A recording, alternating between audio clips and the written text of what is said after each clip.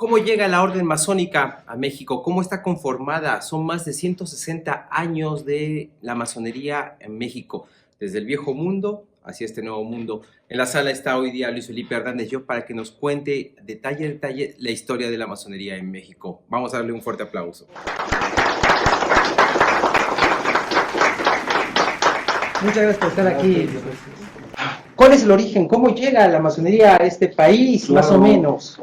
Sí, no, fíjate que la historia de la masonería en México es muy fascinante y, como bien dices, compleja y escasa en cuestión de las fuentes que en un momento dado pueden ser fiables, porque precisamente, pues bueno, a lo largo de la historia, la propia historia de México ha sido compleja y eso ha evitado darle una continuidad.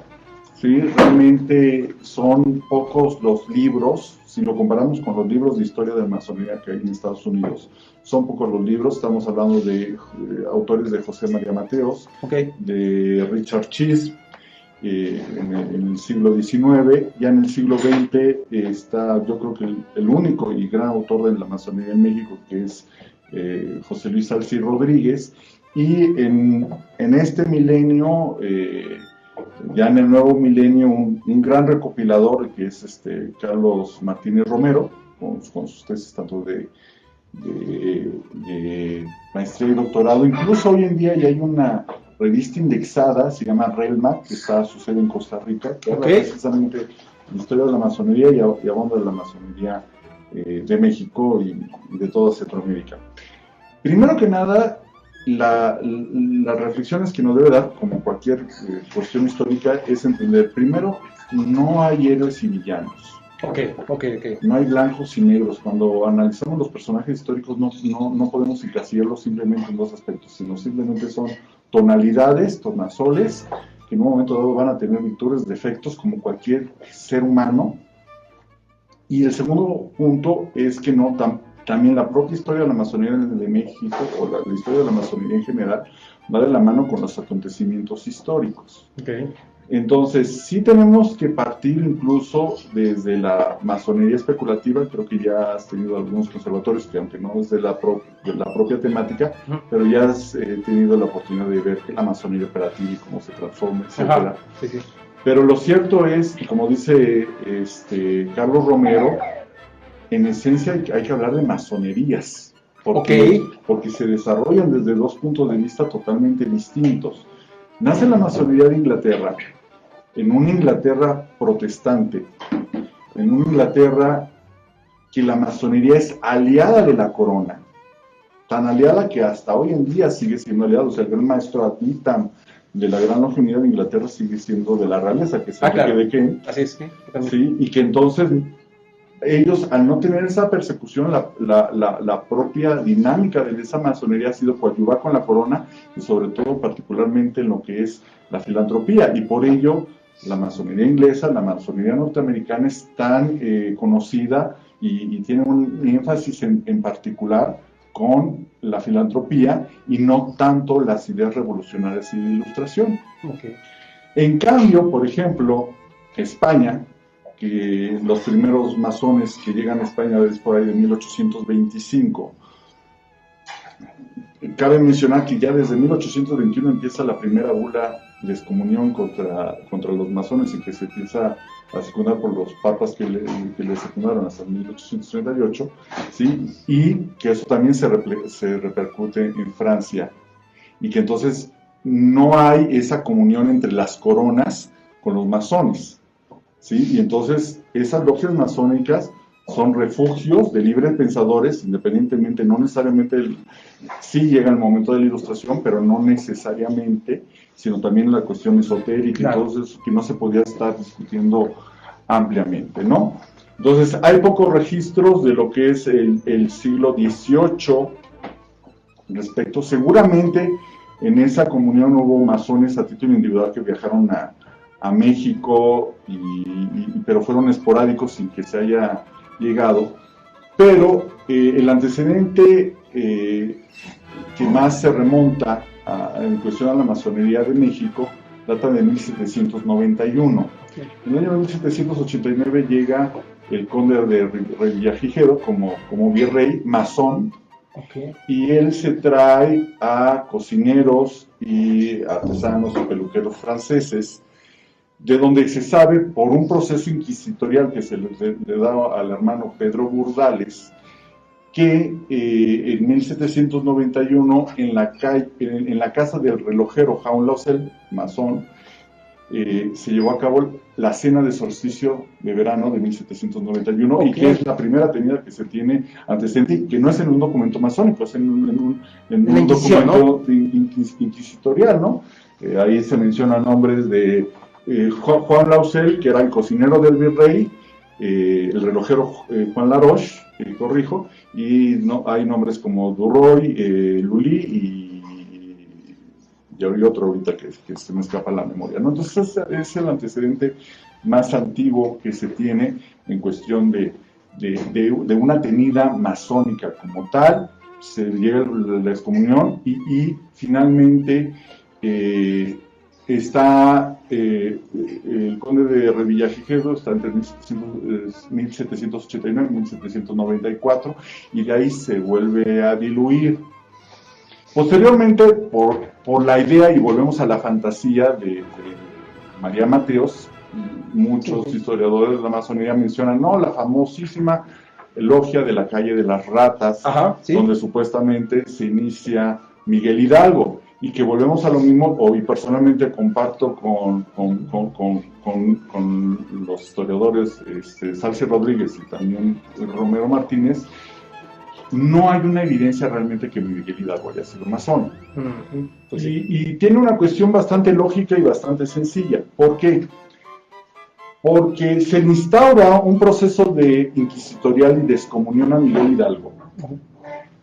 Y en la Inquisición se le acusa de todo, menos de masón. Claro. Entonces la pregunta es, si hubiera sido masón, ¿qué más les daba incluir dentro aparte de apóstata, hereje, etcétera, etcétera? Pues ¿qué más le incluía? Pues meterle la cuestión de ser masón, ¿no? Claro, pero no lo mete. Exacto. En cambio, sí hay indicios de otros héroes de la independencia, como es Aldama, como es Guerrero, gran maestro de la Gran Logia Rosa Mexicana, que es, digamos, ahí sí como que el primer antecedente ya documentado de masonería mexicana.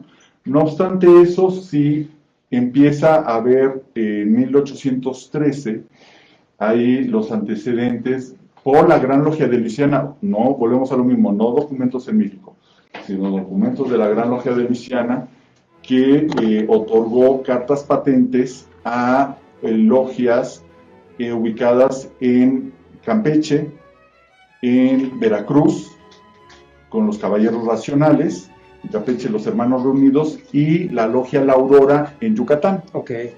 Sí, que ahorita vamos a tocar, porque la Logia Aurora de Yucatán es el antecedente, o lo que pudiéramos decir nosotros, que es la madre logia de las logias del Estado de México. Vamos a ver cómo se llega a la Gran Logia a la masonería del Estado de México. También se menciona 1813 en Jalapa, ya los Caballeros Racionales, y arquitectura moral en la Ciudad de México, pero eso es hasta 1817. Arquitectura moral. Sí, arquitectura moral. Muchos le atribuyen que la logia arquitectura moral es la famosa de las ratas, pero no hay documento que señale, ¿no? Pues como yo te había comentado, no se puede escapar el desarrollo de la masonería con el desarrollo histórico. ¿Qué es lo que pasa? Viene la guerra de independencia. En la guerra de independencia se habla de grupos masónicos o grupos secretos, como los Guadalupes, como la Legión del Águila Negra, ¿sí? Que como antecedentes, y se habla que son secretos, pero no existe una documentación fehaciente que realmente sean masones como tal, ¿sí?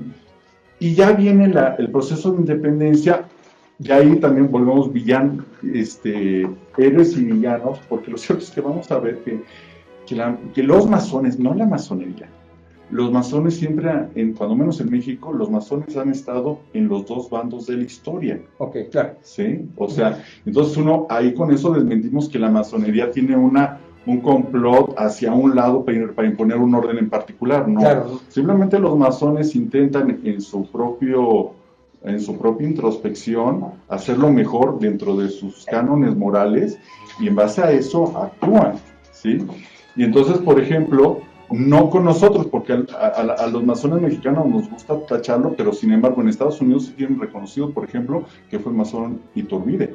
Y para nosotros sería impensable colocar a Iturbide como masón. De hecho, se habla que realmente el abrazo de Teppan fue un abrazo de carácter masónico entre Giorgio Ortino, Vicente Guerrero y el escocés Iturbide junto con Nicolás Bravo. Ahora bien, vale la pena, ahorita que ya mencionamos esto de los escoceses y los yorquinos, que no hay que confundirlo con el rito escocés antiguo y aceptado ni con el rito yorquino. Simplemente era una denominación en base al contexto histórico. ¿Por qué? Porque el rito yorquino también era considerado como el rito americano, ¿sí? Entonces, en 1823, en 1823 sí, se instaura en América la doctrina Monroe. Ok. ¿Sí? Donde precisamente América para los americanos y donde precisamente los masones americanos, influyendo a masones mexicanos, buscaban precisamente la independencia total de la influencia europea. Okay. ¿Sí? Mientras que los masones que se denominaban, o que les denominaban, mejor dicho, los escoceses, ¿sí? Eran masones que venían de Europa y que buscaban todavía el gobierno centralista, y más allá de buscar la independencia con España, lo que buscaban era que la Nueva España fuera independiente de Francia. Claro, ¿sí? Era la gran amenaza. Claro. Era la gran amenaza. O sea, recordemos, Miguel Hidalgo y sus gentes jamás, al contrario, dijeron viva Fernando VII. Sí, claro. Sí, o sea, no fue la cuestión de separarse de España, sino restituir al rey español y separarse de Francia, Así ¿no? es. Entonces, bueno, se viene todo. Entonces, las dos posiciones, vamos a poner masónicas, están influidas por el movimiento internacional de los yorquinos, por una parte, a los que les denominan yorquinos, ¿sí? Mejor dicho, los americanos, que buscaban precisamente un sistema federalista, una independencia total de las coronas de las monarquías, y mientras tanto los escoceses buscaban un gobierno centralista, un gobierno casi monárquico. Okay. ¿Sí? Ya en esas pugnas nace una posición evidentemente ecléctica en 1825 con la fundación del Rito Nacional Mexicano. ¿Sí? Un intento precisamente por unificar las posiciones y separar las influencias extranjeras y buscar precisamente la unificación. En ese sentido es ahí donde ya retomamos un poquito del Estado de México. En Yucatán, en 1788, nace Lorenzo de Zavala. Ya. ¿Sí?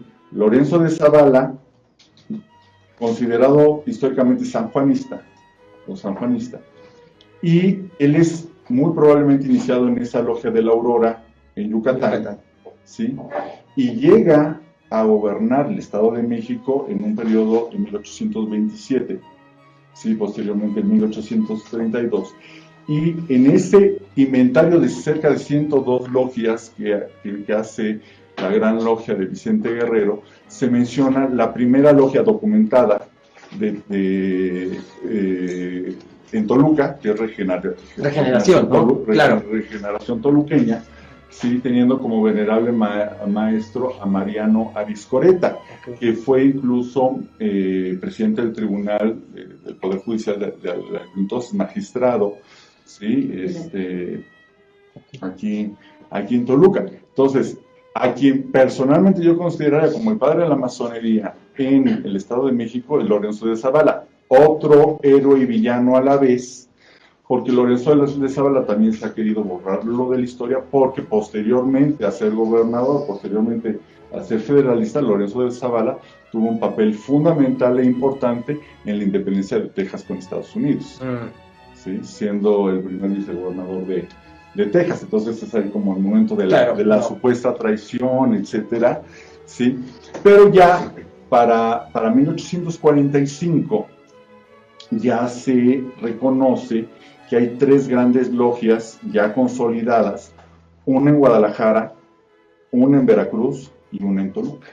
Okay. ¿Sí? Del rito nacional mexicano, que incluso forman parte precisamente cuando llega la fundación del Supremo Consejo en 1860, que ahí viene, volvemos a lo mismo, la cuestión de las pugnas, la cuestión de la guerra de reforma, ¿sí? En 1858 Juárez decide trasladarse a Veracruz, claro. ¿sí? Y para 1859, para eso ya se estaba confraguando lo que es la guerra civil, que también son de las cosas, y en esa guerra civil americana hay un comandante confederado que es Albert Pike. Claro.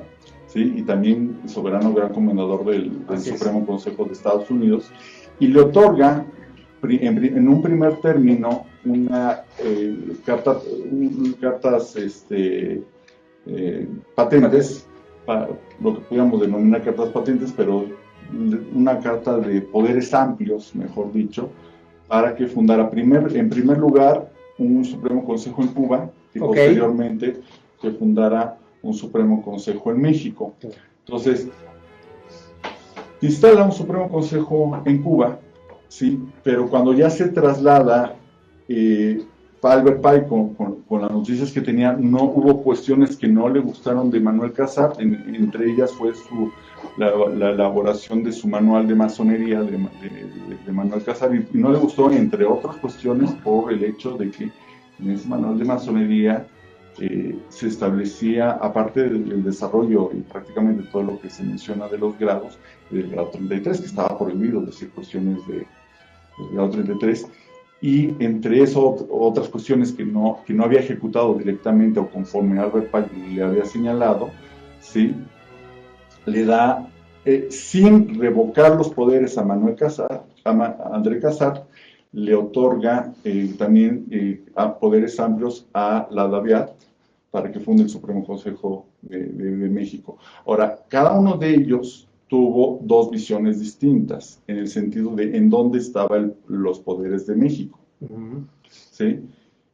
Porque André Casar entendió y señaló, bueno, el poder los poderes constitucionales están en la Ciudad de México, y se traslada él a la Ciudad de México. Mientras que la Daviat se traslada a Veracruz con Juárez. Claro. ¿Sí? Entonces nacen prácticamente al mismo tiempo un Supremo Consejo en la Ciudad de México, y un Supremo Consejo en Veracruz. Ok, ya entendí. ¿Sí? Donde en el Supremo Consejo de Veracruz, ¿sí? Está un personaje que también vale la pena para la masonería del Estado de México, que vale la pena recordar, que es el general García Conde. Okay. Que él había sido, Jorge García Conde, que él había sido gran maestro de la Gran Logia del Estado de México con sede en Toluca, llamada, ha tenido varios nombres de libre y aceptados masones, La Luz o Miguel Hidalgo, tuvo varios nombres a lo largo de la historia, pero él fue el capitán de guardias original de la fundación del Supremo Consejo, y después incluso fue soberano gran comendador en 1877. Oh, ok, luego. Sí, 1877, ¿no? Entonces, más o menos se va desarrollando la masonería, se empiezan a fundar logias del Supremo Consejo, logias del propio Supremo Consejo, y ya posteriormente, en 1883, nace, o mejor dicho, el Supremo Consejo emite un famoso balaustre, que es el balaustre 32, claro, en el cual separa el simbolismo del filosofismo, ¿no? Los primeros grados a cargo de las grandes logias de la cuestión de los grados filosóficos. Claro. ¿Sí? Sin embargo, a Porfirio Díaz, que ya estaba en el poder, aún así quería tener el control. ¿Sí? Volvemos a esos héroes y villanos, o sea, Juárez, Porfirio Díaz, Francisco y Madero, o sea, siempre ha estado de los Esas luchas, sí. de los dos lados, y con el hermano Cantón se funda la Gran Dieta Masónica, que Claro. es el antecedente de la Confederación de Grandes Logias, con un gobierno central, pero con cierta potestad, con grandes logias conocidas, donde aparece la Gran Logia Valle de México número 1 y también la Gran Logia La Luz del Estado de México número 2, y entre otras Cosmos de Chihuahua, etcétera, etcétera, ¿no? Entonces, es así más o menos como se van dando estos antecedentes históricos entre propias pugnas, etcétera, y muy de la mano de lo que venía siendo el desarrollo del desarrollo histórico de la masonería, ¿no? Sí, exactamente, ¿no? Ya después, posteriormente, la dieta, se crea esta dieta en 1889 y 90, pero ya en el 93, otro de los autores masónicos, el doctor Richard Chins, escribe que pertenecía a una logia llamada Toltec, escribe cartas a Estados Unidos diciendo, cuidado con la masonería de México, porque no están poniendo la Biblia, porque no están haciendo ciertas circunstancias, ¿sí? Y que de la mano también vuelve la cuestión, es aquí evidentemente había profundos intereses norteamericanos, ¿sí? Y en 1909, después de de una entrevista, ahorita se me fue el nombre, del presidente de Estados Unidos con Porfirio Díaz en 1909, ¿sí? Viene una incisión muy fuerte por parte de Valle de México, que da origen precisamente a los extranjeros, ¿sí? Que estaban apoyando a Madero para el golpe de Estado, que es la Revolución Mexicana, ¿sí? Y que es el origen de la Yorkland Lodge. Mientras que los mexicanos refundan, por así decirlo, refundan la Gran Logia Valle de México, ambas en ese momento llamadas, ambas siguiendo considerando la Gran Logia Valle de México. Pero bueno, regresando un poquito, en 1897, la Gran Logia del Estado de México se sale de la Gran Dieta junto con otras grandes logias, y bueno, como es clásico de la naturaleza humana, son consideradas irregulares, etcétera, etcétera, y poco a poco con la Revolución Mexicana se pierde, se difuminan, se difuminan en la historia, ¿no?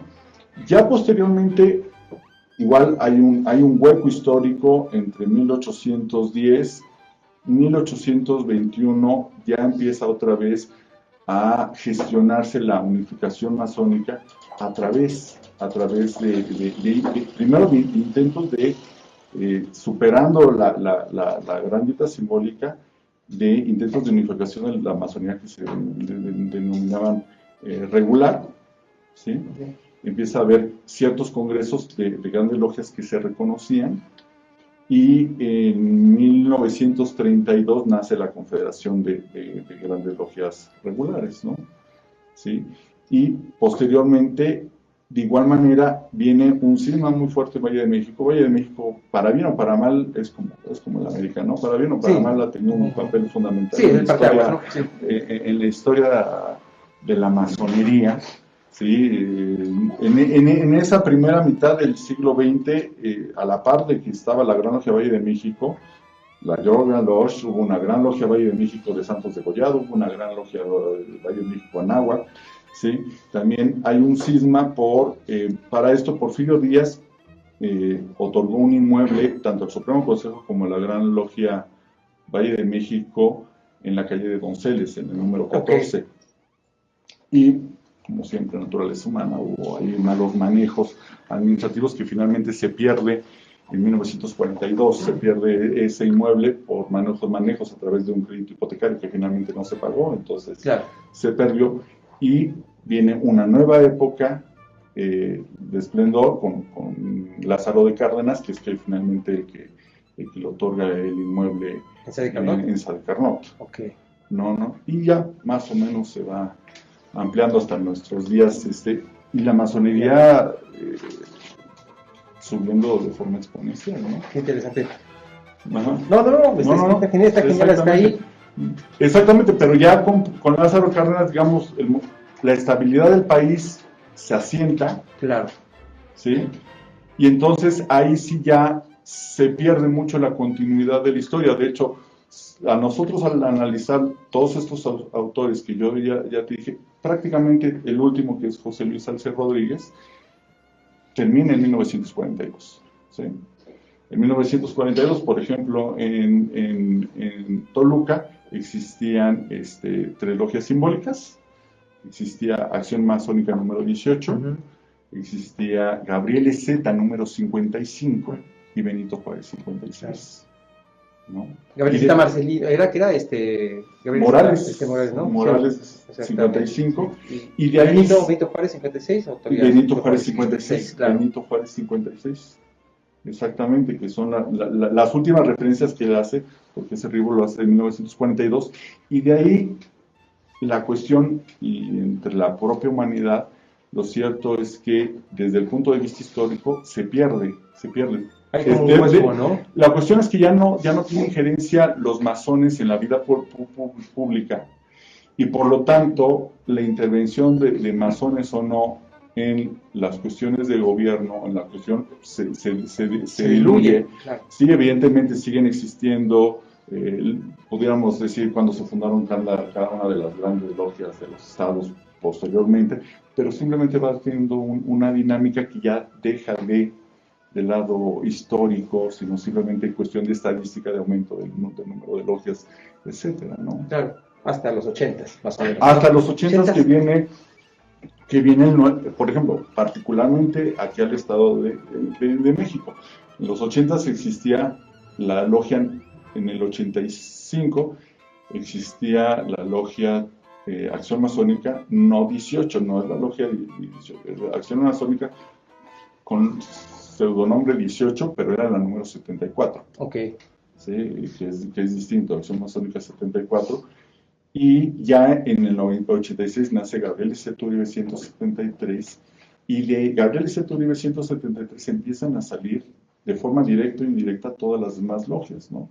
Benito Juárez, 56, 226, pero nada más haciendo la referencia o rememorando la logia de Benito Juárez 56 de los 40. Claro. No necesariamente, no quiere decir esto que hubiera sido una consecución, una continuidad, sí, del 42, ¿no? Simplemente haciendo la remembranza, y bueno, hoy en día pues hay más 50 logias. Sí, en Toluca, no.